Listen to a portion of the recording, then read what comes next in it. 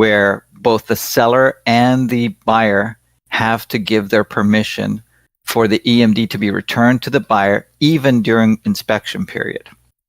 So we add an addendum or a clause in our contract. If they use our contracts, they're great. But if they don't, even if they're using a realtor form, we have an addendum, which basically says the seller is giving up his rights to the EMD if we cancel during the inspection period. So once that's agreed and title is approved it, then we move forward.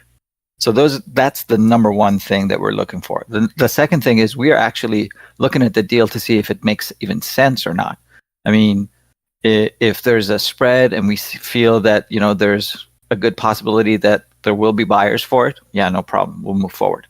If not, it's just a waste of time, honestly. So those are the two main things that we look at.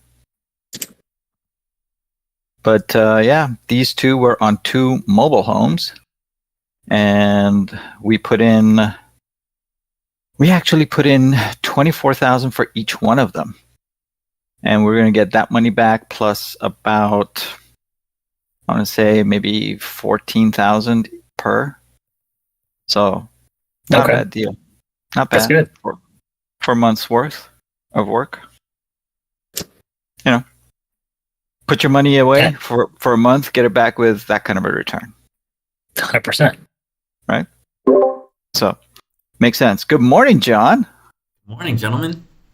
Where's the uniform? I didn't have time to put it on today. I mean, I can slide the glasses on. I was coming back. I had to come back from the gym. I had to carry some boats. But there we go. I'm feeling good. I got the endorphins going. I only had 1 cup of coffee in the morning, but I lifted legs, so it's always a good day. Nice. Yep. See, I'm past the splitting the workouts. I do full body workout now because my body can't handle too much stress on it. I'm no Dan Fazio, that's for sure. Oh man, it's interesting. You know what I've noticed? I was noticing last night when I was training legs. I was like, man, it's a whole different ball game when you're doing what I'm doing now, and then also trying to do what I did and perform the way that I did before. Oh man, it is it is tough. It is tough. Let's just say that. Yeah. It is tough. So, you know, it's interesting to try to see, you know, if I'm going to be able to, you know, find a way to, you know, sustain train the way that I used to, with also, you know, doing everything that I need to get done throughout the day. It's just I think the brain, the body only, you know, it comprises of so much, and it only has so much available, you know, to expend. So completely agree. I'm getting soft on us, Dan. What's going on here? No, it's just you know, it's just I have a very hard time. I can't be the guy that goes up on stage and it's just like, oh, I'm just competing for the enjoyment. Like I realize that. I truthfully. It's gonna sound crazy. I truthfully think that there's something like I definitely and I think it's contributed to part of my success, but I definitely do think that I do, you know, everybody who kind of lives in my space, in my realm, there's definitely something a little bit wrong with us, for sure. You know, I've noticed in the past that I have an issue with I make things up in my head to motivate myself, oddly enough, and that's just part of it. But the other part of it is just like I can't really do things just for enjoyment, and I don't know if that's going to become a problem if I really need to, like, you know, dial that in and maybe, you know, improve that part of my life, improve that part of my aspect, improve that part of my mentality. You know, or if that's just who I am and I just need to accept it. I don't know. You know, it's hard to say.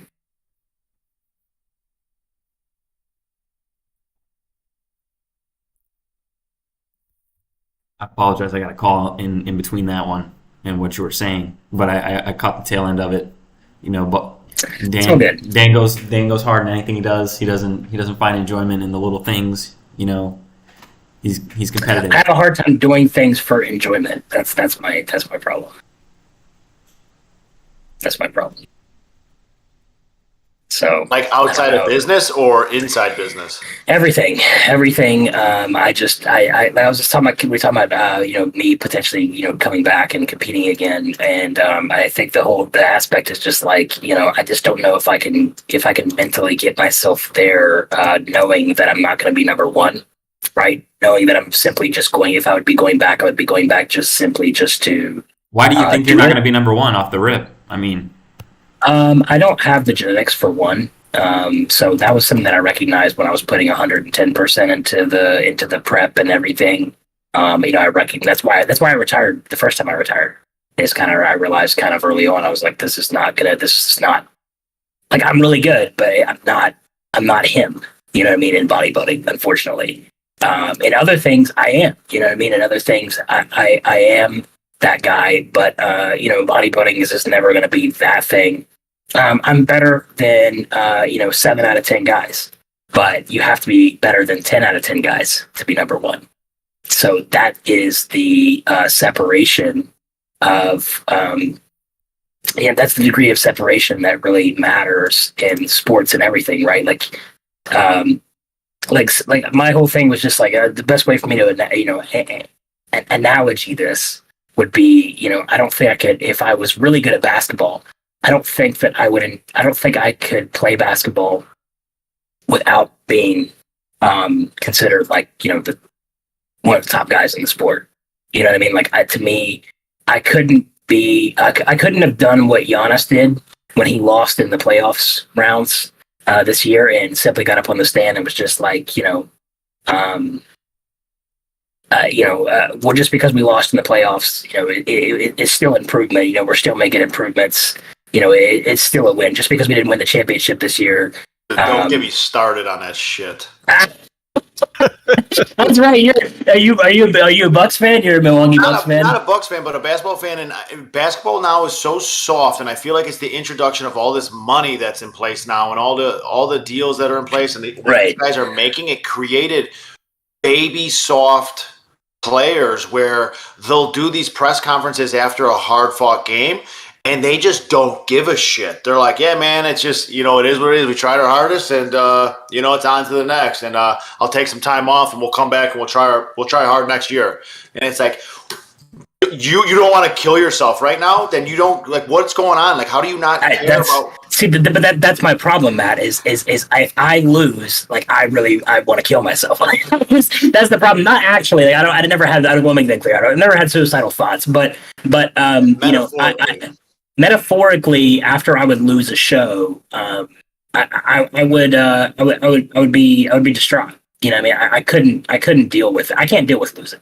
Like, to me, I can't deal with losing in relationships. I can't deal with losing in, business, in competitiveness, in life. I can't even deal with losing if you come to my house and you come play at my foosball table downstairs and you beat me.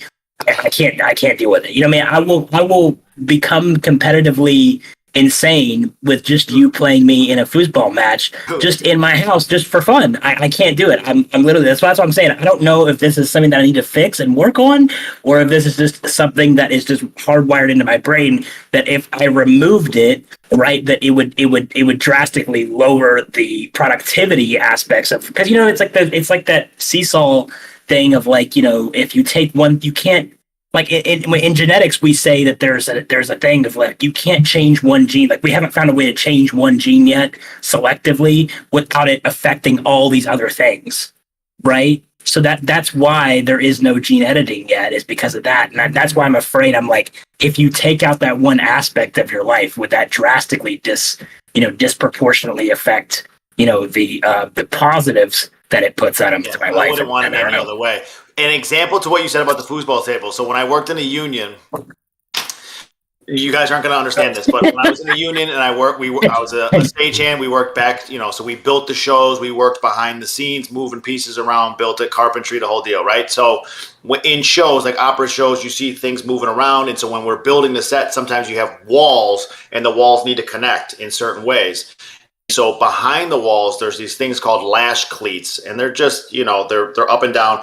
And then there's a piece of rope that's tied at the top, right, and you have to lash all the way down and then you tie it really tight, and it keeps the wall as tight as possible. And then during quick changes, so like during a scene, somebody has to run out there, untie the lash, loosen it up so the two pieces can move, right?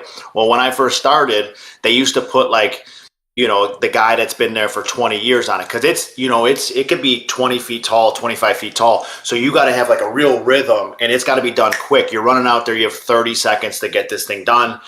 And I remember seeing them doing it. I was like, man, that looks awesome. Like I always wanted to be the guy. Like if there was an important cue to do that was like, that would separate whether this was going to be a good show or not, I wanted that to be my cue. I wanted that to be my job for some reason. I don't know why. And so they're like, all right, you want to be the lash guy? And I was like, yep. And I went out there and I couldn't even get like the first two when I first did it. And I'm sitting there for like 5 minutes and I'm like, fuck. And all the guys on stage, they're all practicing. And then like, they're like, all right, we're just going to let Ryan do it. Ryan's the guy that's been there for like 20 years. And I was like, no, Ryan's not doing it. I'm doing it. So for shows, we would have dinner breaks. So you'd build the show and everything would happen. And then a dinner break would happen. So the show's already up. It's ready to go. It's lit. Show's at 7:00. You'd go on dinner break at like 4. You'd get 3 hours off to go do whatever you want. So that's when you eat. That's when you go take naps, do whatever you want. I sat there for the entire 3 hours. I'm not kidding you. My feet didn't leave that spot for 3 hours, and I practiced the entire fucking time. Oh, wow. Doing that. And I couldn't get it out of my brain. I couldn't walk away until I figured out how to do it, and until I hit it like 10 times in a row. And then when everybody came back from dinner, like they went to, Hooters, they went to whatever restaurant, they took naps, they came back on stage after 3 hours. And they were like, have you been doing this the entire time? And I was like, yeah. And they're like, you haven't gone? And I was like, no. And then I showed them. And then that was my job the rest of the show. But it was like this incessant thing that I could not walk away from that until I figured out how to do it. And I was like, I thought about that before. I'm like, yeah, do I like that about myself, or do I not like that about myself? Do I wish that I could walk away from things and just be like, yeah, it's okay. But then I'm like a dog chasing a car. I just can't. Huh? That's what makes you you. That's what makes you relentless. That's what makes you unstoppable. There is a poison about it, though, sometimes, where it's just like... Yeah, it's bad. Yeah, it's when there's, you can take things to the extreme for sure, but like that's just like a small example of like 1,000 other things where it's like the Kobe Bryant mentality almost of like, not to that, obviously he's on a whole different level, but... just that like the outside world doesn't matter, like this is the goal, it doesn't matter, and I'm not leaving until it's done type thing. And it's just, it can be dangerous, but sometimes it makes you, I guess. All I got from all this is that Dan just does not want to invite me to his house. That's all I got. He's gonna put. Are you really good at foosball? Yeah, no, I want to invite you if I think that you're better than me. I absolutely want to. If there's an opportunity. He's got like a sign-in sheet, and you have to like list your. I had a friend of mine that beat me. He came over a couple weeks ago, and I haven't invited him back. I'm not gonna lie to you. I haven't brought him back over to my house. Yeah. Sense we can still hang out, but he can't come over and he can't play foosball. There's a sign-up sheet that says like, what are you good at, what are you bad at, and like, right, yeah. Yes, exactly, yeah. So my whole point was just no, I just think that it'd be very difficult for me. I think like, when I was in the gym last night training, I think I was looking at myself and I was just like, I don't know what I'm doing this for, and that seems to be the issue that I had the previous time before. And I'm having to have that issue in my mind again now is just, it's just the harsh reality of I can't really figure out what I'm doing it for if it's not to be number one. It's like, if I know that I'm not going to be number one, then why am I doing it at all? You know what I mean? It's like, because I noticed like I'm sitting there at my computer last night at 2 a.m. trying to finish every single thing, trying to get all these little things in, plus my workout and all these things. And I'm sitting there and I'm like, my eyes are absolutely fried. I'm like stumbling to bed because I'm like so tired after working on all my projects and everything.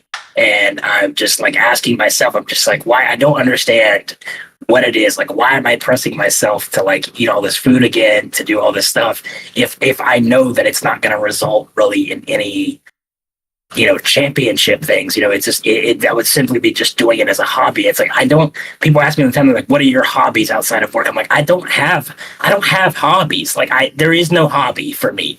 Like it either has to be something that I'm like drastically obsessed with, or I just have no interest in it.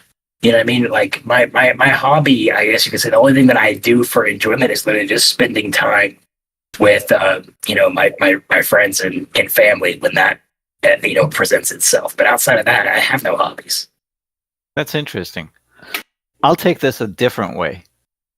I completely understand the dominance mentality and the number one mentality. Completely get it, completely respect it, completely love it. I mean, I get into things like especially sports and stuff like that, and I consider life a sport. So I completely understand what you're talking about, Dan. But there comes a point where, just like you said, you just don't know why you're doing this again, right? Because you're probably not going to win, right? The chances that you win. Well, it's slim, very slim. Well, that's that mentality, Dan. I'm sorry to tell you, brother, but somebody's got to say it, man. You gotta, whether you believe you can or you can't. You're right, man. You gotta. It's just the reality of just, I'm a very realistic person, right? And I tell people who are realistic as well. I'm just like, I give people all the time. I'm just like, I just know talking to you that you're never gonna be an entrepreneur that's ever gonna be successful in entrepreneurship. You need to go do something else. But Dan, I had plenty of people tell me that same thing. Plenty of people tell me the same thing. Plenty of people. Online, all over. They don't know me. They don't know me, son. They don't know me, son. That's the facts. Okay, but who knows? Because you know who you are, and I also know who I am, right? And I know what my body is capable of, because I know what it was capable of when I was literally just focused on that sport, right? Not focused on building an empire of companies, right? I was focused. I was just focused on that. And I know with every ounce of my being focused on that, I know that I couldn't, there's certain people that genetically, just how it is. I mean, listen, I can sit here and I can truly believe that I'd be like the greatest basketball player in the world, but I just don't have the genetics to be the greatest basketball player in the world. It's never going to happen. Me believing that would be delusional. You can't be delusional. Delusion is not, there's a difference between affirming who you really are and then also delusionally believing who you think you could be, right? It's like, you actually do have the talents to be an entrepreneur, though, John. You have the skill set, right? You have the mindset. Whether other people have recognized that or not, but it didn't start that way, Dan. You have the genetic skill set. Yeah, but you've had the genetic skill set since you were born, whether you realize it or not. There is a genetic component to that, because there's a lot of people that don't. There's a lot of intelligent, smart, driven people that don't have that genetic factor that is going to make them that salesman, talkative, charismatic person, energy, this kind of stuff. There's a huge genetic component to that. The same thing there is in everything else. It's just that I happen to understand, where my genetic limitations land. You know what I mean? It's like, listen, I understand that I absolutely love bodybuilding. I understand that I absolutely have, when I stand up on stage, that I have some of the best arms that you will see on stage.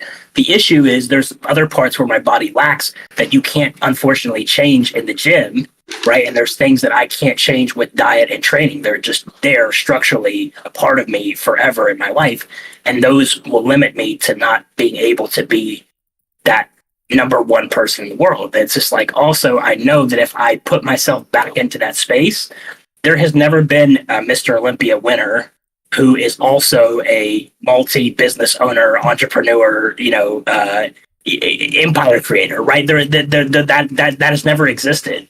So for the reason of being that the same reason that Kobe Bryant wasn't running a corporation while he was winning championships in LA, right? It's like, it's the same reason. It's like Kobe Bryant retired from basketball, and then you see him go and do all these other things and be successful in all these other things because he had the time, right? He had the ability to now put his energy and his creativity and his genetic capabilities into all these other things.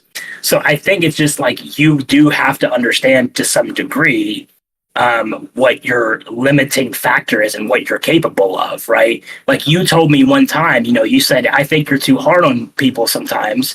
You said, I think that you have to understand that not everybody who comes in here wants to own a wholesaling corporation that does over 100 deals a year.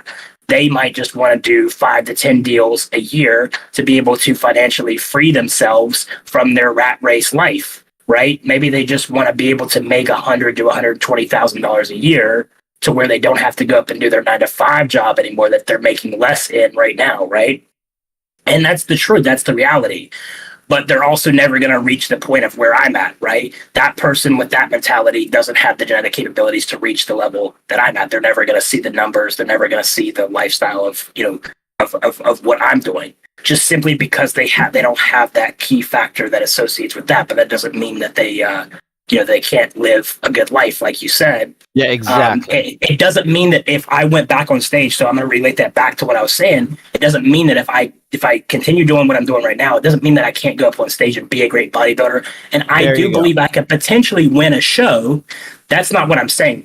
What I'm saying is I know that I won't be how I am in business in bodybuilding. That's what I can't be. I know that's where my limiting factor lays, and that's the issue that I have, is because I'm like, there's a huge risk factor associated with the sport, health wise, mentality wise, all kinds of things wise. And to me, I never really felt like the reason I retired in the very beginning was because I was like, if I'm not going to be that guy, if I'm not going to be number one guy, then there's no point in me doing this sport to be there, right?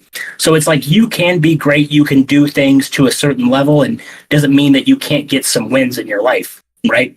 But there's just the majority of you in here are not going to be the level that I'm at. You're never going to be able to reach the level that I'm at in business. You just don't have the genetic factor, the components that I was born with, right? It's what I said before. I said, you're not going to be able to, you're never going to be able to out-talent me in business, right? You remember I said that in the podcast. I said, you're never going to be able to out-talent me. But you might be able to outwork me in some aspects to where you're able to create some success for yourself.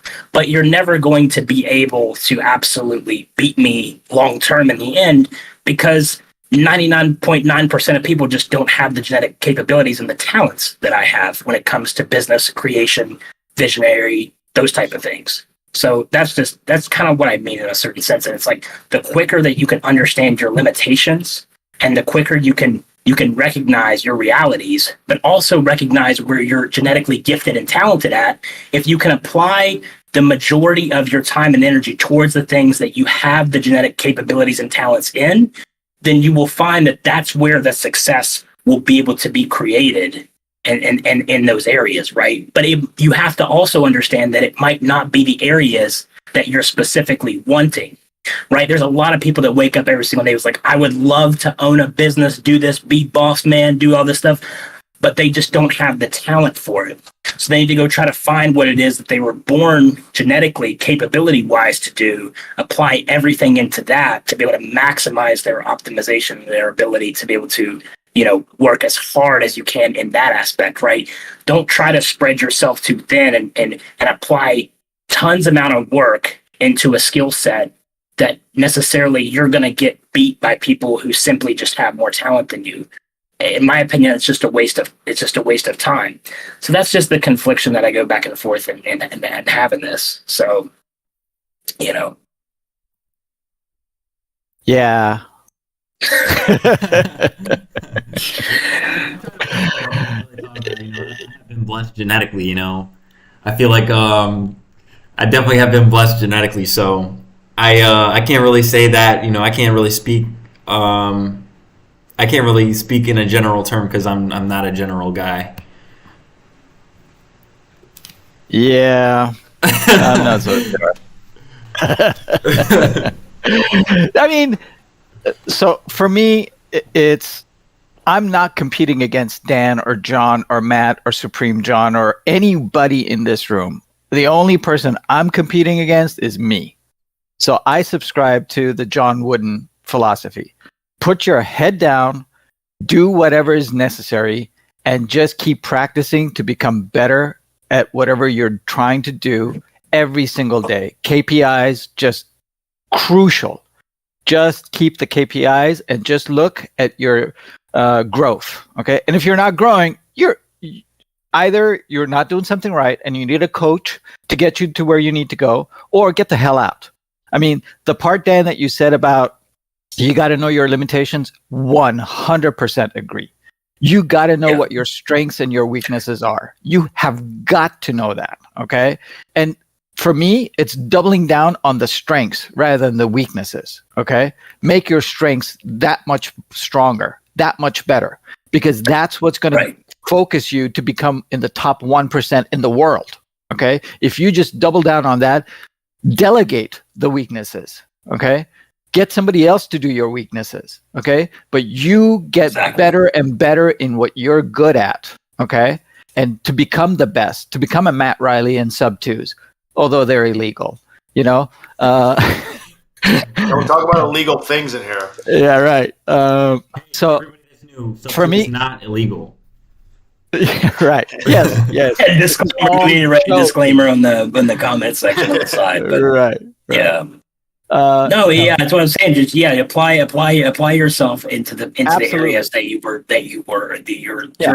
you have that like already, like you'll have a skill set that you'll notice where you're like, I just already have an elevated level of this, literally just like coming out of the box, right? Like out of the box, I have this elevated sense of this skill set. So therefore, I'm going to now literally apply my time and my energy into elevating that skill set even higher, because that's what I'm saying is like when you combine the work ethic with a talent, that is what becomes unstoppable. Absolutely. Right? Absolutely. And Jules, shut the fuck up. I don't give a fuck what Conor McGregor ever said. He is talented. The only reason that Conor actually ever reached, he's obsessed with talents. Like that's the biggest issue that we have. See, that's the problem that I have with people who are also in a situation like myself, is there's other people who will literally say things like that. And then you get people who believe that and they go, oh, if I just work hard, I can be, Conor McGregor. It's like, no, you can be your best version, but you're not going to be a Conor. But I can be obsessed with UFC. I can be obsessed with learning how to fight Muay Thai and all these different styles. And I'll never be Conor McGregor. I'll never have that left hand power that he possessed probably as a child. Right? It's like I'm never going to be Mike Tyson just simply because I get in the gym and I spend hours learning how to box and move and strike every single day. It just unfortunately there is always going to be a genetic talent factor to everything. So that's what I'm saying. Find where you fit in that hole, and then apply the energy and the effort into that space, so that you elevate past everyone else that is trying that doesn't fit in that space. You know what I mean? It's just I find a lot of times that the people who sit there and harp on hard work, oh, you just got to believe in yourself. It's just about being obsessed. It's like those are also people I find that are always at the bottom tier of the pyramid too. It's like you never hear someone who is absolutely like achieved a high level of success. I can't agree with that. I cannot agree with that because I may not have the success yet, but I'm very committed. I'm very obsessed. Obsession. If I didn't have obsession, what I'm telling you, John, is you have a talent aspect. You're one of those people that doesn't want to give the credibility over to a skill set that you were born with. One day you will understand that there was a skill set that you were born with that you didn't give gratitude to. It doesn't make you weak. I want to make sure everybody understands what I'm saying. It's like it doesn't make you weak to give gratitude to a gift that you were given. There is no weakness in that. It doesn't mean that you don't work hard, right? I work extremely, extremely hard in everything that I do, but I will also give the gratitude to God for the gifts that he has given me and bestowed upon me from birth to make me exceptional at the things that I also choose to work extremely hard in. So you have to be able to give those gratitude to that as well. Yeah, I tend to agree with what you're saying, Dan, but I don't think it's the full picture. I think genetics has some aspect to it for sure. Okay. Look at Michael Jordan. I mean, his finger spans are phenomenal. That's why he could palm the ball in your face. Okay. That's genetic. There's no way any day that I'll be able to do that ever. Okay. Okay. No matter how much I wish for it, no matter how much I read positive affirmations, no matter what I do, no matter every morning I wake up and I do stretches with my fingers so that they can grow, so I can pause. It is never going to happen. That's just the reality. Okay. But there is another aspect to this, and that's life, the environment. Okay. I mean, there are a lot of people that are pummeled at an early age, and that pummeling could be as little as mommy or daddy telling them no for something, okay, to as big as losing mommy and daddy at a young age, and now you got to take care of yourself, okay, grow up strong and hard just to survive, okay, and that will allow you the ability to be able to gain specific skills in life that are going to be useful for you for the rest of your life. Okay. And I think that's where John is coming from. Yes. I mean, he might not have been born with the sales skills that you were born with, Dan, for example. Okay. But he can work at it. Okay. Something might have clicked in his life. And it's unfortunately or fortunately, most of the times it's a negative event that happens in people's lives. It's always trauma. It's always trauma. It's always trauma. It's always trauma. It's always trauma. We gotta be thankful for the trauma. Let me jump in. I love this. Let me jump in real quick. I love this conversation today. Let me jump in 1 second. Let me jump in 1 second here. So I happen to just be an epigenetic specialist. So let me just clarify something real quick, because I do happen to have actual genetic, education. So I think the confusion a lot of times is people associate genetics with only physical attributes, and unfortunately, that you're missing about 80%. Only about actually 20% of the genetic makeup is made up in physical attributes. The rest of it has to deal with everything internal inside the body, including mostly synapses and nervous system management, that makes up about the rest of the 80% associated with the genetic components associated inside the body.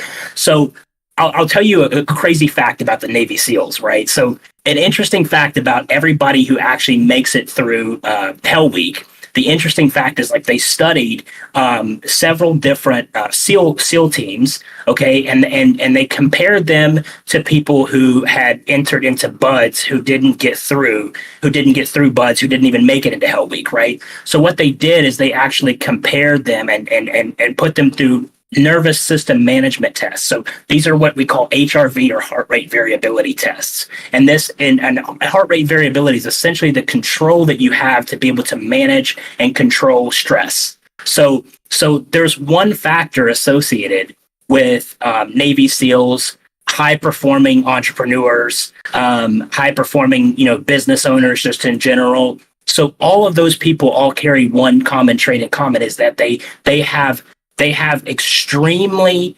optimized heart rate variability control. And about 90% of them had never even heard of heart rate variability, including the Navy SEALs. So they didn't even understand or know what that is referring to or what that means, which means that most likely that they're born with a genetic component factor that allows them to be able to control their heart rate variability far more advanced than what just the average person can do, right? But that's a physical thing again. No, because that's a nervous system synapse control. So that's entirely conducted in the brain. Event. A heart rate variability is a physical thing. It's not a mental thing.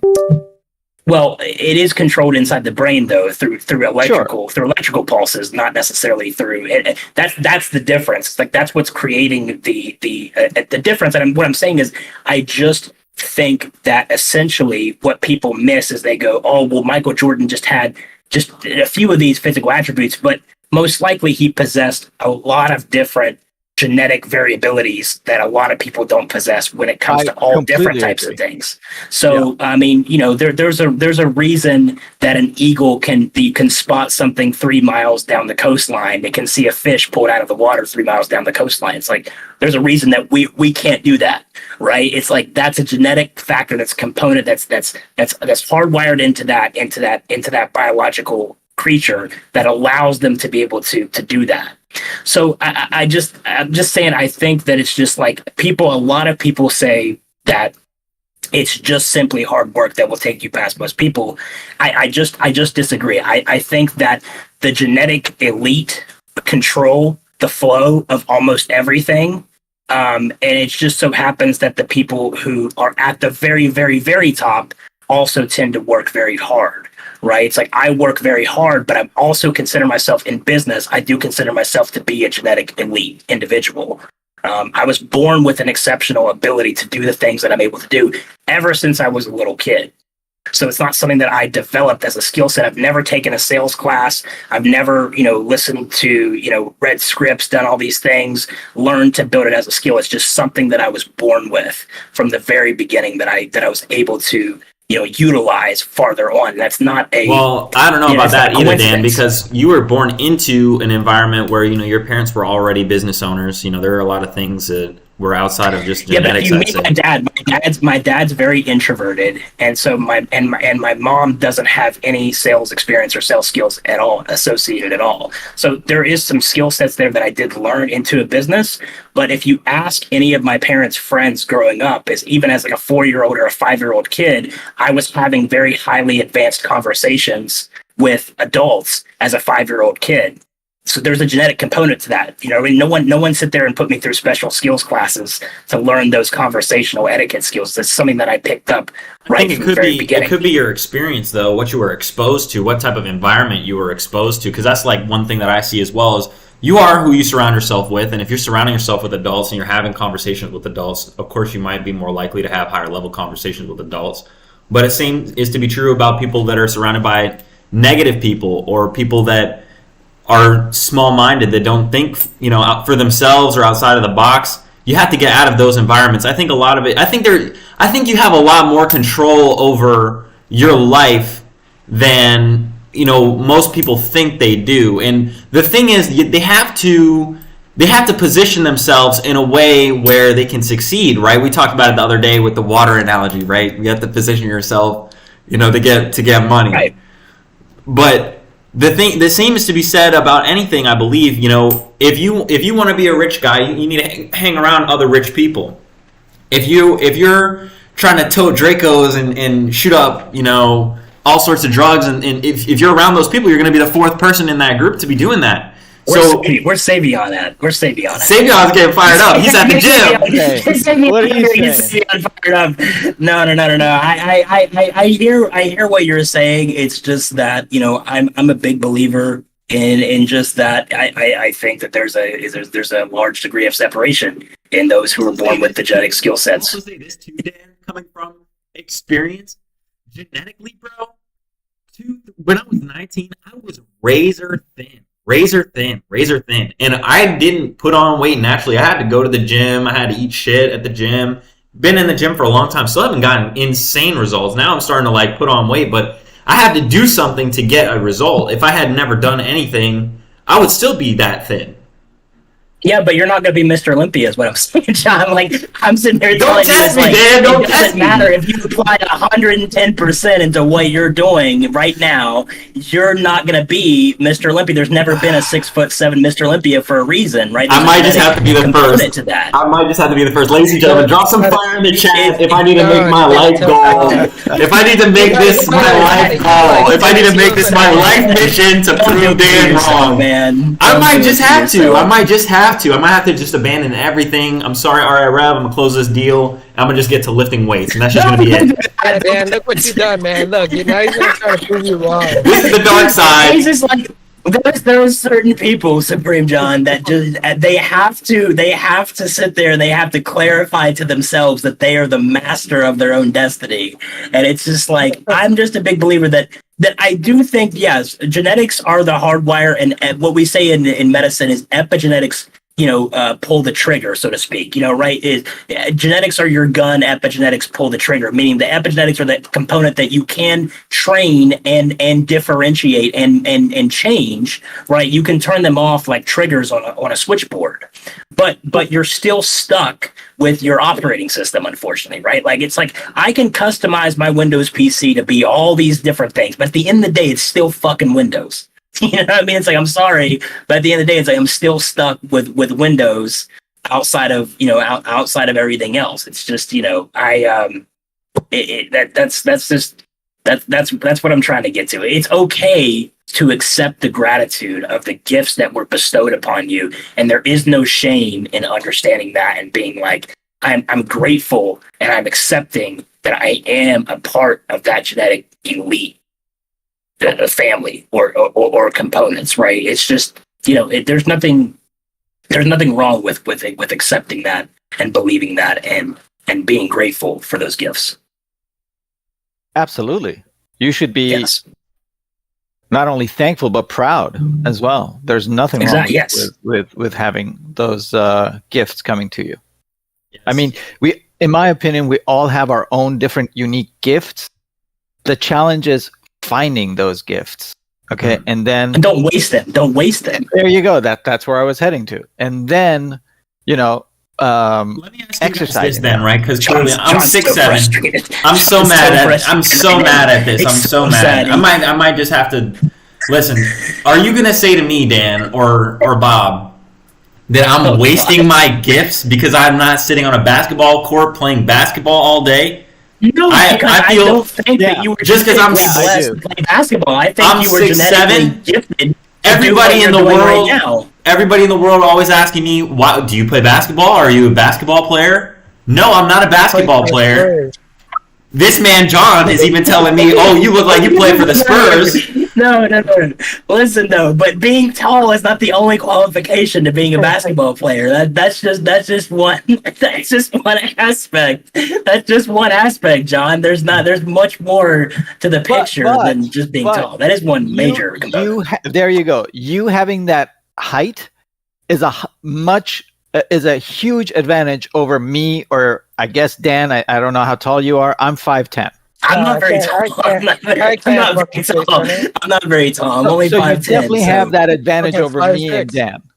There you go. Okay. But it doesn't, again, John Johnson playing center. Like, there's definitely a genetic advantage there.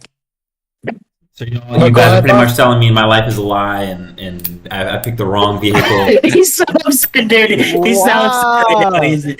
No. Bro, it's not what we're saying. And do what I told you. Put your head down and just work. Okay? Don't worry about anything else. You selected real estate. Stick with it. You'll do great. You are doing great. You'll do even better. John, you were a very extroverted and charismatic individual. You are a magnet for people. I have noticed that you have this thing where people are drawn in, and that is not something that you can unfortunately skill wise teach somebody or bestow upon them. You were gifted an exceptional ability to be able to create community, establish a skill set to where you're able to build. I mean, look what you've been able to build outside of what everybody else has been able to build. You can't tell me that there's not other great Discord platform builders out there that could have built a platform like this, but couldn't have had the same results, right? You had these results because this is ultimately what you were meant to do. Well, it's been what I've been doing my whole life is the thing, Dan. And this goes back. It's not a genetic thing either. There you go. But I've been doing this my whole life. So it's a skill is what I'm trying to say. This is something I have learned. I started doing this stuff in middle school. You had a knack for it that you built the skill upon. You increased the level, right? You started out as a higher level than everybody else, and then you built it upon it by shoving more energy into it. Ground zero, though. I started from the bottom, like everybody else. I feel like in life there are skills you can develop, and sure, maybe there are limitations physically, like we discussed earlier. You don't have long fingers, whatever. But like in terms of mental skills, I I do believe that we're all on a same playing field. Like, but it really does boil down to your mentality, and it also boils down. I would definitely disagree with that. We are definitely not on the same playing field mentally. That is for Dan, sure. I'll tell you right now. You said it yourself. You were not always Dan Fazio that you see here today. You know, you went through a period of. I was always charismatic. I was always charismatic, John. I've been charismatic my whole entire life. I've been able to talk to pretty much anyone my whole entire life. I just, the only difference is I used my gifts for the wrong things. That was what I said before. I'm a better individual now because I use my gifts for the right things, and I've been able to apply that energy into the alleys that are excelling my life in the right ways. I could have been this individual far, far, far earlier before. It's just that I had it skewed in my mind what I thought I was utilizing my skills for. I was utilizing my skills to manipulate and lie and do all these things, but I'm the greatest. You know, I was the greatest. Back a long time ago, I mean, I was the greatest liar of all time. That's sales. I'm sorry to tell you, but I was selling people on an idea of an individual that didn't exist, right? That I was selling people before in my life on an idea of an individual that didn't exist. That's how good I was naturally at sales. I was able to create those scenarios and convince people when I didn't even have the actual anything to back it up on. That's something that I was born with. I just have now learned how to shift and apply those things and use my powers for good. Matt Riley has logged off. Confused the audience completely. We have confused the audience completely. We have coffee with closers. I'm a newbie. Yeah, we're trying to close one another on the idea. Right now. Send us your questions, ladies and gentlemen. What real estate questions do you have? This is your time to get your questions answered. John's so mad. He's so frustrated right now. I hope that you all enjoyed this. I'm never seen this frustrated over a conversation. I'm not frustrated. I'm passionate. I hit a nail on John's head with this my opinions today. I feel strongly that yes, I am genetically blessed in many ways. However, I feel as though I worked very hard to be in the position that I'm in today, and it certainly didn't happen. No one's denying the hard work. No one's denying my hard work. I'm not denying my hard work. That I haven't said there was no hard work for me to get to where I'm at now. I'm not saying that. No one's denying that there's hard work. That there's a hard work component. There's plenty of people that have ultimate talent that don't ever apply it, and they waste it, don't apply anything to it. You know, I'm just saying that that there's a situation that I just happen to luckily be able to be born with a set of skill sets that I can apply in a way where I could work really hard to apply them in a way where it's been able to build me an exceptional life. You know, if I would have been able to learn that earlier on in my life and understand that, I think I would have achieved a much higher. I think I would have achieved a much higher form of success much earlier on. That's my point. That's my final dissolution here. All right, we're gonna end it now. Supreme John has been so patient. Savion came in, Savion came in and then the stage and left. I'm out of here. What you got, Supreme? No, I just wanted to ask, like, for the interest rates, right? Like, do you think it's gonna hike one more time? Do you think we're gonna see like an all-time like type of high where like break the record? High. Well, is it already, high, my friend? You think it's gonna go past 6.8%, John? Is that what you're saying? Yeah. Oh, John. I'm gonna date myself. Okay. I'm an old fart, and back in the 70s, interest rates were at 18%, my friend. So 6.7, 7%, 8% is nothing. Okay. Imagine that now. Right? Exactly. So is it going to get raised at least one more, in my opinion? At least one more.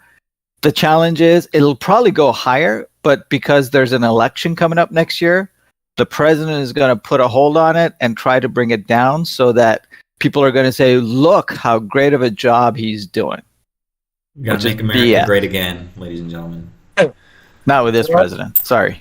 Well, No, not to no. get political or anything, but Yeah, no, I understand. And like, what I do you don't want to guys? get into that either, but yeah, there will be at least one more interest. Let's get into Are we it. I'm voting joking. for? Get into it today. Let's get into I it, can't. actually. I can't. How much time do we have? Let's get into it. No, I'm Dane's joking. genetics is kicking in now. Let's go. Oh my god. Yeah, Dan Fazio's genetics are kicking in. The storytelling genetics. No, I love it though. Yeah, mainline. That's right. It's an inflation fight. They will have to ease it at some point, but it's not right now. But I find it so weird because like other markets are still doing very good. A lot of people are still a lot of competition. So I'm not really sure if like interest rates are really affecting the good areas. But I mean, where do you see it that interest rates will really start to like what areas do you think they'll really start to string out people? Like, do you think it's like the suburbs or like the cities, or do you think certain areas like where there's obviously more landlord friendly laws versus others? How do you think of it? So let me ask you this: Mhm. What does raising interest really do? Well, it's At to the combat end of the the day, inflation. Yeah, to combat but how? inflation. So that it prevents everybody from overspending and stimulating. Overspending as in like money they probably don't have. Okay. But by raising interest rate, what you're really doing is you're hampering people's ability to afford a house, right? Affordability, right? Interest rates really affect the monthly payments that people have to make, okay? The government isn't raising or lowering interest rates for investors.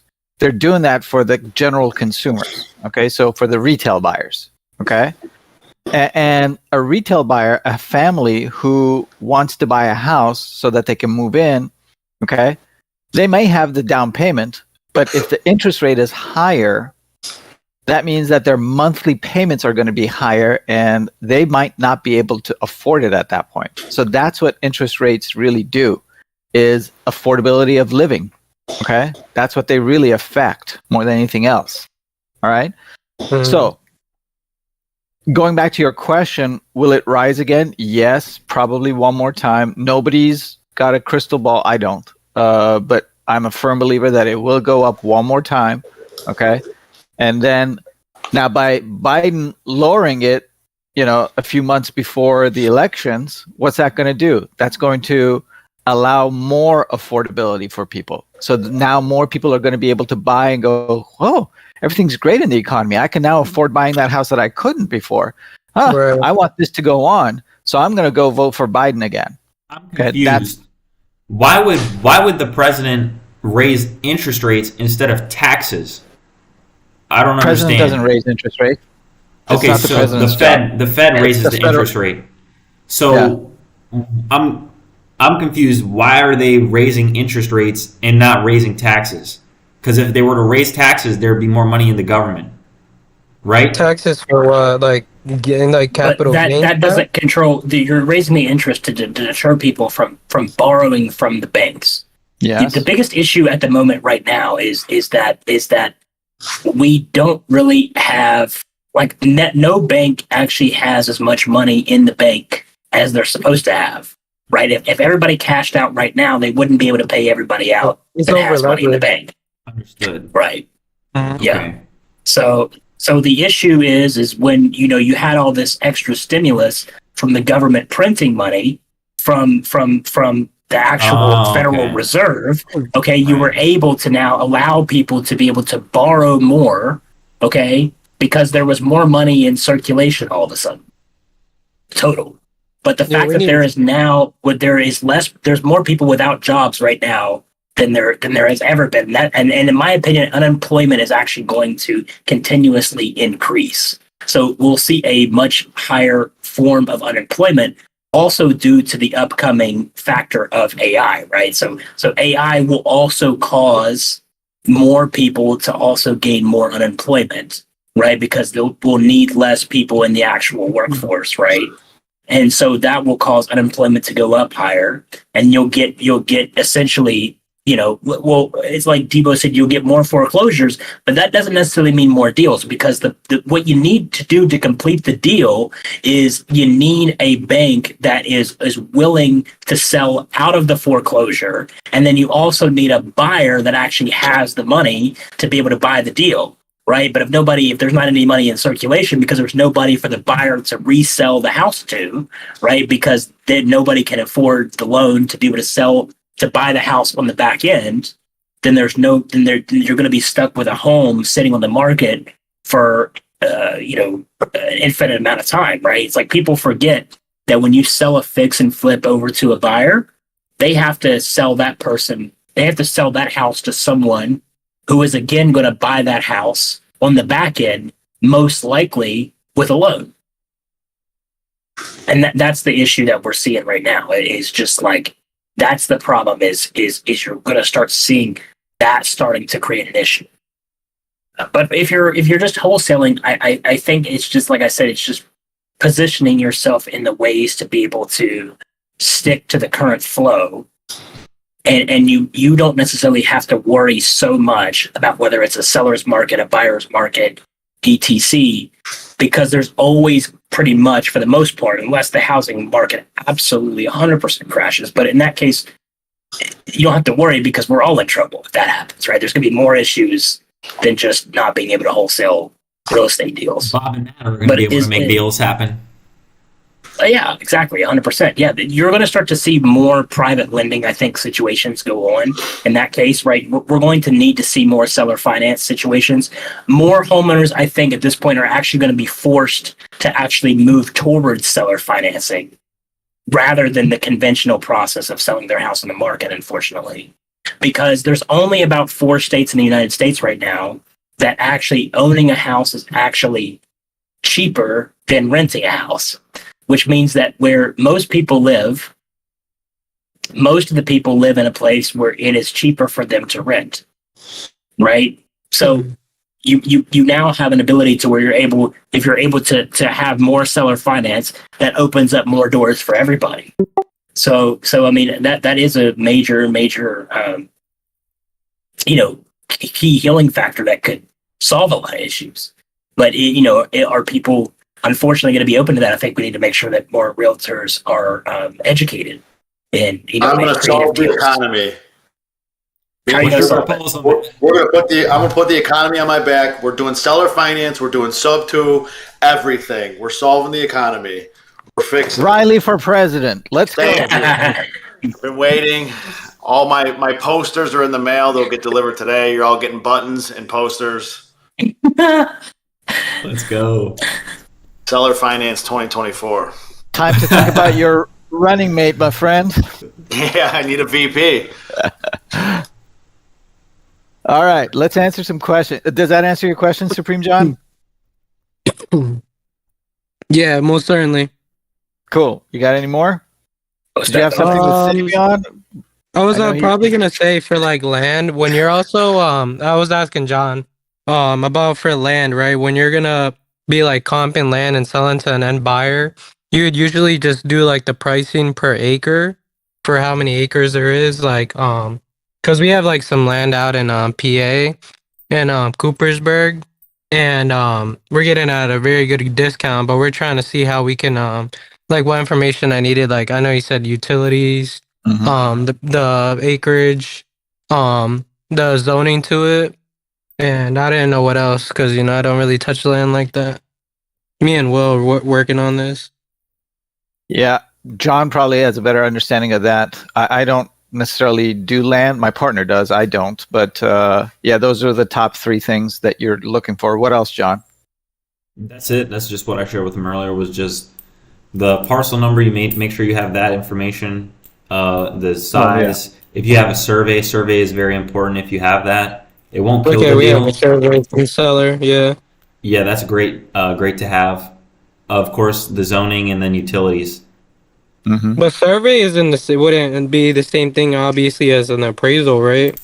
They just like take out to see how much land there is and to what point. Yeah, there are different types of surveys, but yes, there's topography, there is actual measurements and stuff. But yeah, Okay. they're different things.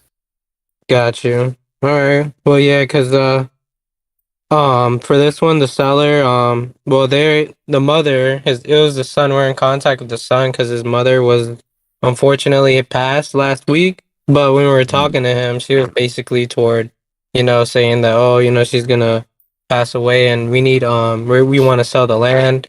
So this is a good opportunity to, I mean, unfortunately to get something good at a good price Cool. because it's motivation. Rosie asked a great question in the general chat, and I'm going to bring it into our little space over here. Yeah, she said it. So she has a deal in Fort Lauderdale that she's closing. They're supposed to close tomorrow. Originally, the seller was pressuring them to close tomorrow. Now the seller is saying that she can't close on time. She needs more time to move out of the house. So the buyer is okay with the buyer is okay with closing while the seller remains in the property. But they even signed a hold the seller harmless document. But since title brought that up to the lender, now the lender's attorney is saying that they won't close until the seller is out of the house. How would you handle this? Does the seller need so the money? buyer's okay. So the buyer's okay with assuming a some sort of lease back situation there. I don't know if there is a lease back in place. That might be the whole problem. Maybe that they need to generate a lease back situation. Yeah. That could maybe solve the issue for the lender, because maybe the lender would feel more comfortable if you were holding so much money back in escrow. Right, but I don't know if that's the case. If Rosie could correct me. Rosie says there is a lease back. Okay, all right. So how much is being held back?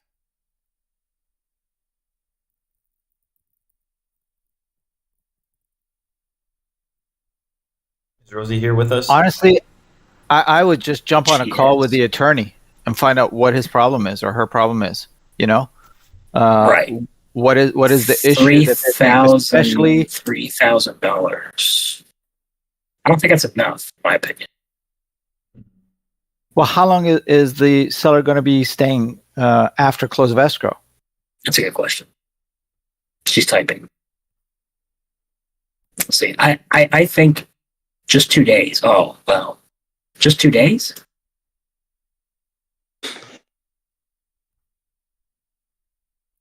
Am I missing Rosie on the side chat? Are you seeing it somewhere else? She's typing in the general chat for some reason. Oh, I was going to say, I'm missing it too. I wasn't seeing it. She keeps asking for more days. Oh, so this has happened before. See, as a buyer, I would not feel comfortable doing that at all, personally, especially if the seller has a trend of wanting to... She has previously asked for more days and then said that she was ready and wanted to rush the closing the 21st. Because from what I understood, she reached out to me about it. And I was going to help her with the situation, with the fact that the title company was saying originally that the buyer actually had to notarize their documents to buy the house because they were out of the country, and I said that really shouldn't be an issue.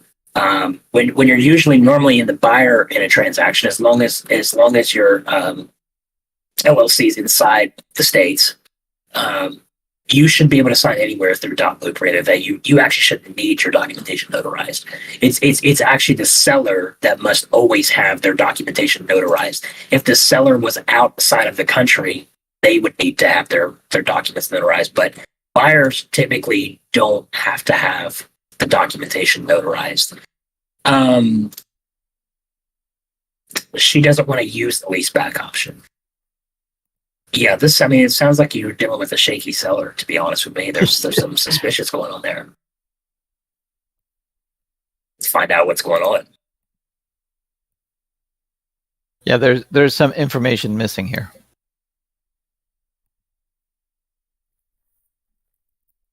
Is she moving into another property?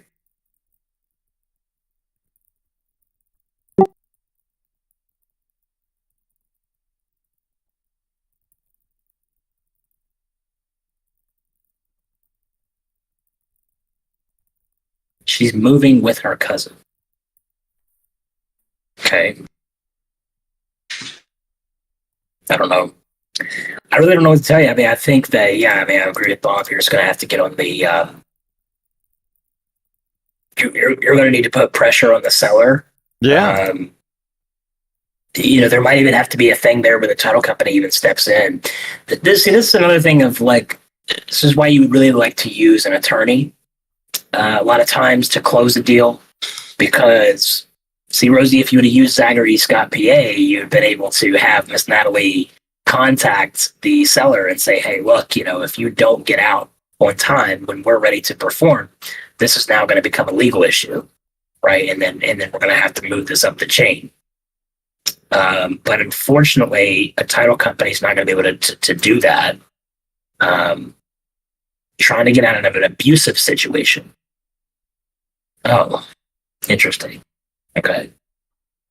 So there is more to the story. Yeah.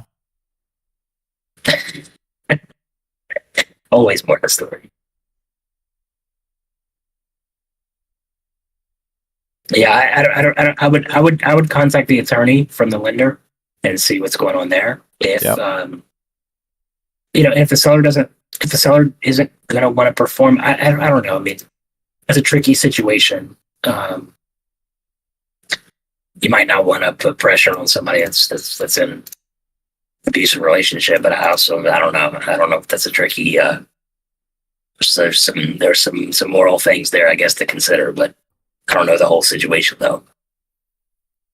I don't know what that Just means. to be on the safe side, in this particular case, I might put a memorandum on the house. There you go.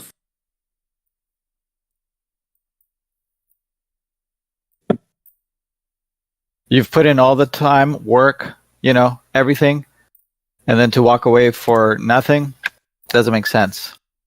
Especially since the deal seemed, again, I don't know, but it sounds like it seemed like it was a good deal and everybody was on board.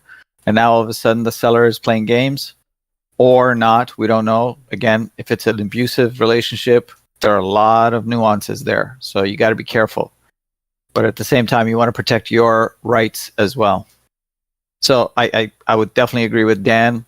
You should have had an attorney on your side, on your team, to take care of that. It's never too late. Yeah. Rosie, if you open up the chat on the live stream side, you'll actually be able to see where I've hyperlinked David Zachary into the chat with Zachary Scott PA who you can reach out to. Mylianas says, is the 1% rule the set standard to follow when doing CF? I'm assuming that's creative financing, and I have no idea what you're talking about, the 1% rule. So if you can come on stage 1%, the rent is 1%. The rent, 1%. Rent, yeah, but okay. So what's the CF then? Creative finance. What does that have to do with rent? Yeah. What I'm assuming, like if it's I'm sure I don't know if you're seller financing or subtoing a property that is either rented or could be rented, I suppose. Yeah. What are your thoughts on this, Matt? And I'll tell you mine. I don't like the 1%. I don't use the 1% rule. Yeah. I think it's I think it's something that was, I don't know how long the 1% rule has been around for. I think certain people use it as like their underwriting and they say it's a good deal or a bad deal based off of the 1% rule. And I vehemently say no. I think if you want to, it's at least, I guess it could be used as like a really quick sniff test. Yeah, exactly. But, to see if it's even worth you. Like, it's a quick sniff test to be like, these numbers are so crazy opposite. Right. They're so far off. It's a, $1 million house that's renting for $1,000. Thank you. That's what I was going to say. Yeah, like I was just going to say, try that in California. Good luck. No matter what I do here, we're not gonna even get close. So it's not even worth probably looking at. But I wouldn't do any underwriting based off the 1% rule at all. Absolutely not. No. So to say that it was a made up rule of thumb, okay, but to say that it's the standard, absolutely not. Yeah. I think it's Davon. Lazy I hope I pronounced your name correctly. I have a question. Haven't closed since November of 2022. I really don't know what I'm doing wrong. Well, why don't you come on stage and we'll be happy to tell you. And listen to my audit masterclass. There you go. I'm getting decent deals, but I keep running into flaky buyers who give me low offers. Okay? So, just again, as business 101, okay? The market, the demand, okay, is what sets the pricing on the market, okay? So it's your buyers who are going to tell you what is a good deal, okay? You can't tell me it's a decent deal or a good deal if your buyers are not willing to pay for it. It's not a good deal. I don't care if you got it for $1. That thing needs to be demoed and has a lot of work, and it's at the end of the day, it's in a pathetic neighborhood that the best you can do is get $30,000 for it, and you're going to have to put 40, 50, 60,000 into it. It's not a good deal. I don't care if you got it for free. Okay? So you got to go and find out what your buyers want first, and then go find the deals. Yeah, if you paint a beautiful picture on a canvas, and you might think it's gorgeous. Gorgeous. You know what I mean? But I love my background, but I know it's beautiful. Yeah, it's beautiful. It's beautiful. But if you go to an art auction and you try to sell it and nobody wants to buy it, then I think you're in a position to where it's probably because it's most likely not the masterpiece that you believe it to be, right? You know what I mean? Perhaps. So, I mean, I would say if it's a great deal, then why don't you buy it? Yeah. You know what I mean? I think you just got to throw it back on yourself. If these are such smack dab deals, then there's, why aren't you buying them? Would be my question. Would you buy them? Couple of tips, Davon. Number one, make sure that you understand how to comp properly, okay? And that you're able to find ARVs correctly, okay? Then the other part of it is rehab, okay? Learn how to estimate properly for the rehabs, okay? And then number 4, there's a calculator on reirevolution.net that you can download for free, okay? Which you can plug in all the numbers, okay? And it'll tell you if it's a deal or not, okay? So use that, and then you can see if it's a decent deal or not. And then you can take those numbers to your buyers and go, hey, here's what I got. Yeah, I think people get confused. They think if it's, if they can get 20,000 or 30,000 off the purchase price, then they go, that's a good deal. It's a good deal. Especially if it's on market. Yeah, exactly. It might be, and that's the case. That might be a good deal for an FHA home buyer, right? It might be a good deal to get 30 or 40 grand off of a purchase price, right? That's maybe that is a good deal, but it's only an actual deal in terms of what we speak as deals, right? We're talking about off market, the back end, secondary market, selling to investors looking to make money. It is only a deal if it qualifies under certain circumstances. So I think that is the confusion sometimes that new people have getting into the biz. Good point. Simon, how do you assess the land value when comping? John Johnson. Do you take the assessed value from the public records? I have a 1.5 acre subject property and a property with 6 acres, 20 minutes outside of Moncks Corner, South Carolina. Simon, that is a great question. So I use land.com.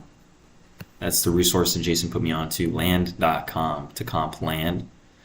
And what you can do is you type in the zip code and you can see what has sold in that area, and then you compare lots that are similar sizes to yours, and you can see per acre what they sold for, and then you can also see what's active and what's sitting on the market, how long it's been sitting on the market. And ideally what you want to do is negotiate with the seller to get a price point under contract where you can beat what's currently on the market and then offer it to the market via novation. That's what I did with mine. You can also reach out to the agents that have sold land that is similar to yours and ask them if their clients would be interested in purchasing yours. That's always a great option, and you can try to reach out directly to buyers as well. You can pull a list. Josh Chan has a list you can pull. You can get all of the people that own more than one parcel of vacant land or comparable land to yours and call those people up. They're likely investors, and see how much they'd be willing to offer for your land before it hits the public market. Hope that helps, Simon. Davon, mostly get deals sent from other brokers and I present them to my buyers, but I haven't closed on any yet.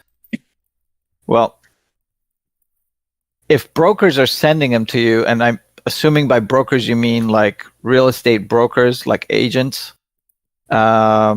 if they're sending them to you, if they're on market and they're sending them to you, that's because they can't sell it. So more than likely, it's not a good deal. The market is telling them, and they're hoping that you may have a sucker that will buy it. Okay? And if it's on market, your buyers probably have seen it. Okay? And there's a reason. Now, if you can get it at an exceptionally great discount from what's the asking price, okay, now you can talk. But if they're just sending you a deal on 123 Main Street, okay, and they're saying that, hey, this thing is ready to be sold right now for $300,000, okay, and it's been sitting there for more than 30, 60 days, it's not a deal, okay? Now, if you can get that same thing for, let's say, 175, 200, now you're talking, okay? Now you have a shot. Not saying that it's even a guaranteed thing, but you have a shot at finding a buyer for it. So you need to fine tune your systems, my friend, and that's what we're here for, to help you with that. Listen, I almost got sold myself one time when I had a seller almost one time sell me some. So I'll actually show you guys. If you guys see this house right here, I was dealing with this property back in April, and the guy was trying to sell me the house for $720,000, and I was like looking at the comps, and I was like, man, if you just redid the kitchen, that's an $860,000 home. Like, I guarantee you that's an $860,000. I was sold on the fact that this was a deal, and as you can see, we are now at the end of July, and they have yet to sell this home. And I offered him $715,000 cash. He declined my offer, and they decided to list it because they were convinced that it would sell for $835,000. I was also convinced that it would sell for $835,000. As you can see, we were both drastically wrong, and it didn't end up shaking out like we thought it was. So there's a lot of times, like, that's what I'm saying. Like, there's a lot of times in these situations where you can even have stuff that like that, right? That looks like there's money in the table, money in the drawer, right? That's just sitting there. Oh, and this is a deal. But as you can see, I mean, they haven't even sold it, and they've now dropped the price well below $800,000. And if it sells for anything less than $800,000, then that's not a deal. So, what was the seller situation? Well, I was gonna wholesale it. I was convinced that I could just flat fee list it, and then I was gonna get, I could just probably smack around $820 on it, right? Make almost $100,000, right? Just off the wholesale. And I was like, I can sell this thing in less than 2 months. I can sell this thing in like 30, 40 days. If I just list it for $800 to $815 or somewhere around there, right? And I was like, I could make $65,000-$70,000 after everything included. And I was wrong. I was drastically wrong. I don't know. I don't really know what it was. I think he counter offered with me at $725,000 or $730,000 after I'd offered him the $715,000. And something just told me, I was just like, nah, just don't.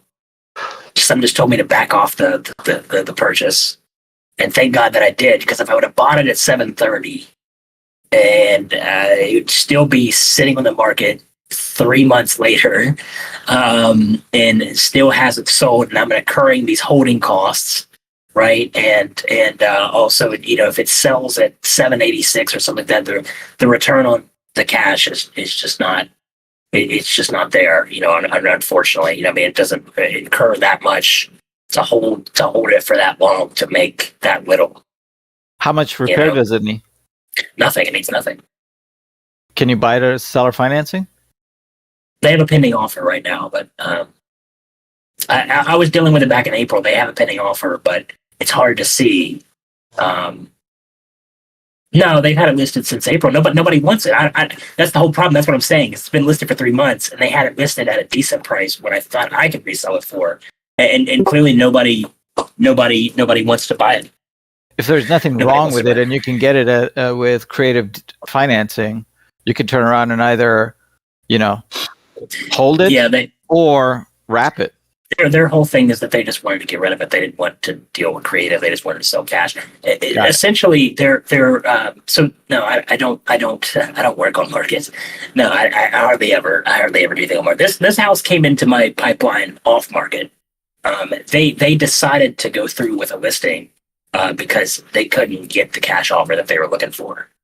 Fairly enough, I still think for them, if they sell it for anything above $760,000, for them it was still a better choice. Even after they pay the fees to the realtor and the closing costs, they'll still walk away with more money than they would have when they would have sold it to me. So for them, it does maybe make sense. I don't know, but they probably wish at this point they would have just sold it to me for the $715 and walked away, because they bought this house for $480,000 2 years ago. Okay. All right. So they're up big. They're up. They don't. They just. He said that they're nomads, and that they want to live on their boat and travel around, and that's what they want to do. So. Well, don't they need gas money? They're going to have plenty. They're going to have plenty of it. They're going to have plenty of it if it does end up selling. It's just that clearly there's something that. Yeah, but that's the key word. If they end up selling it, what if they don't? What if? Well, they're going to end up selling it. Financing and get a monthly payment for the gas. That would be golden. But I will say that the house definitely is worth at least $750,000 at the lowest. So they're up big either way. Yeah. They're going to sell it. It's just that I don't think it clearly has not sold for what we both thought it would sell for. So. All right. Yeah. All right. I think questions are being answered by Matt and John and Supreme John, right? Where the fuck is PDRE, dude? He has not been pulling his weight recently. After we sit there and we gave him this check mark, we had him plugged in. He was in the chat every single day, working overtime. We had this guy running, plugged into the wall outlet, working 24 hours a day, and all of a sudden he's just falling off the map, man. He's falling off the charts. He's focused on his business, dude. He's tired. I think he's in the side chat. No, he's here. He's in the audience. Here? He's auditing his business. Oh.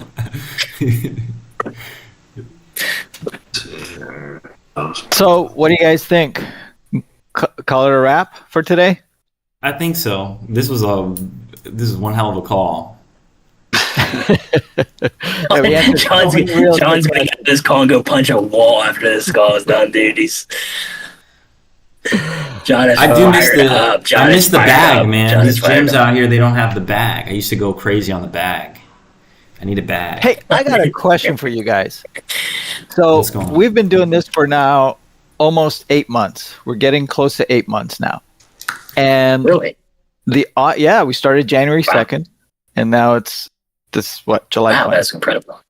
So audience is fluctuated from, at the beginning it was like 20, 30. We got as high as 110 when Savion crushed it and brought all these new people, and they were in here, 110, 120, something like that. But we're averaging now anywhere between 30 to 50 people every day in the morning time. Do you think we should put out a poll out there to see what time works best for most of the people and then have one at that time, or maybe have 2 a day and see what works? Would you guys be open to something like that? Yeah, I bet a lot of people work during this time, so they either can't tune in at all or they can't jump up on stage. So I wonder, if it would be heavily more active at a later time, possibly. People are typing. So are we uploading this podcast every day to like Spotify and iTunes? Right now it's just YouTube. Drew, Adam, dude, man, need you guys on that. Yeah, we gotta get I'm on delegating. that. I'm delegating now. What number are we going to get to? We need to have a get together. To where Y'all want to meet up? Where we do a meetup for REI Rep, but we host a coffee with closers live on the stage. That'll be lit. I'm down with that. I'm down. I'm so down with that. Where? Maybe Orlando or Vegas, somewhere where there's like multiple straight flight in hubs for everybody. There you go. He says Orlando. Orlando's very cheap. Orlando is like the cheap version of Vegas. So I'll be in Tennessee, so it's a way shorter trip for me now. So anything on that side of the map, most people have a direct flight to either Orlando or Vegas, wherever most people can get to an area where they can get a direct flight to one of those. So yeah, also, Simon reminded me. Matt wanted to host us in Nashville. I don't know if you guys have ever been to Nashville, but it is no thanks. No? I don't know if I'm allowed back. After we were just there last year, I don't know if I'm allowed back. But you're moving there, I thought. We had a little. No, I'm moving. No, I'm moving outside of Nashville. Everybody that I keep telling I'm moving to Tennessee, I keep telling them Franklin, Tennessee, and I'm like 25 minutes outside Nashville, and then they're like, and then they're always going, hey, and then we go visit our house. They're like, how was Nashville? How was your trip? I'm not going to Nashville, right? If you guys have ever been to Nashville, you would know why I'm saying that. But we were there last year for her sister's 30th birthday party, and we got in some trouble. And so I think I'm good on Nashville. Yeah, there were some bouncers, and there was a big oh Jesus, big dispute. There were some. They take out some bouncers at the club. What's going on, man? In my younger days, I would say it was definitely my fault, 100%. I cannot blame it on anybody else, but this was not my fault. And but I certainly took the brunt of all what took place that night. And so I'm good on Nashville for a while. But if anybody wants to come out to Franklin, I'm happy to host you.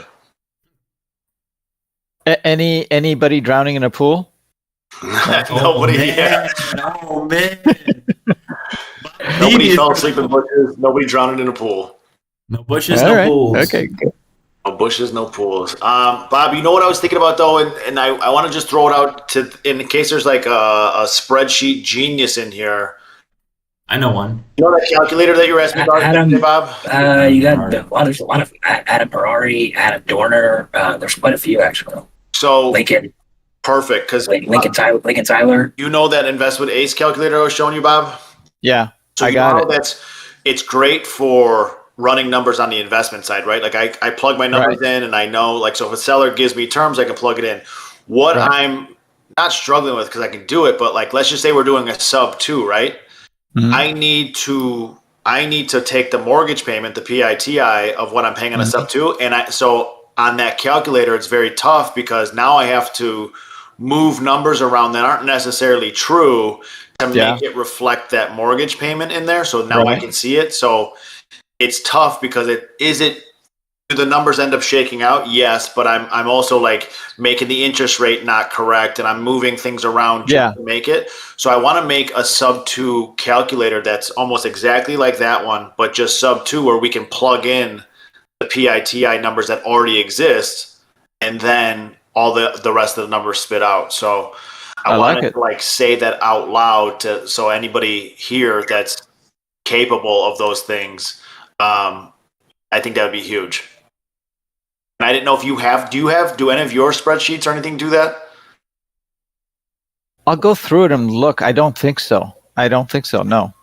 That's always been the trouble. Like whenever I do a sub 2, I have to, okay, give me your mortgage statement. And then I have to go on the mortgage statement. I have to look at the principal and interest. I'm like, okay, so right. $400. Now I have to go to my spreadsheet and move the numbers around so it spits out a $400 a month payment. And then I have to, so it's just kind of a pain. So if I had my subject to calculator might have, you can actually input the interest rate. You can plug it all in? Yeah. That's the biggest thing, is just like making it reflect what I'm taking over. I don't know if you can see my screen, I can see it. See right there, you can change this. You can change all these.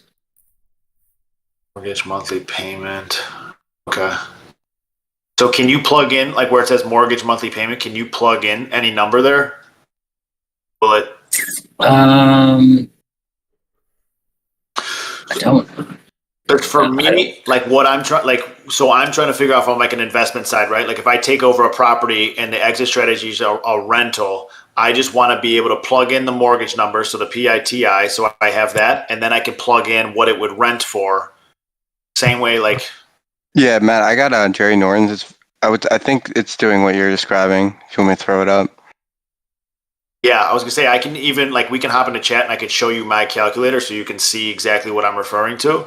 And then I just want to because I love that calculator. I just want to make like a copy of it, but just have the ability to plug in the mortgage numbers, and then just the rest of it does what it already does.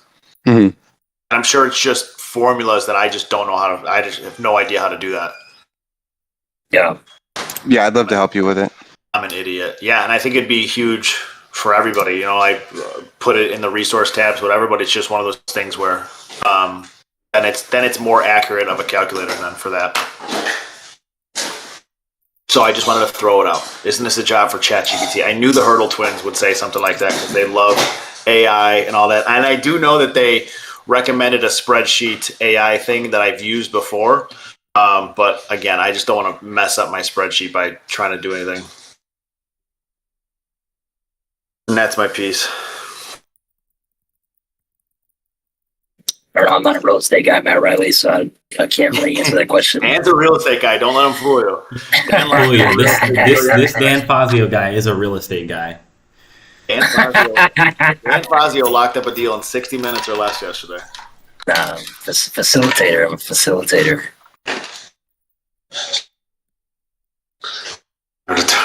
They are. All right, I'm out. I'm gonna go make some money. All right, yeah, I'll join you on that. We are gonna go make some money. Me and Matt Riley are gonna break some bread. Breaking bread, baby. Oh yeah. Everybody that jumps up on stage, I want to break bread with it. We are.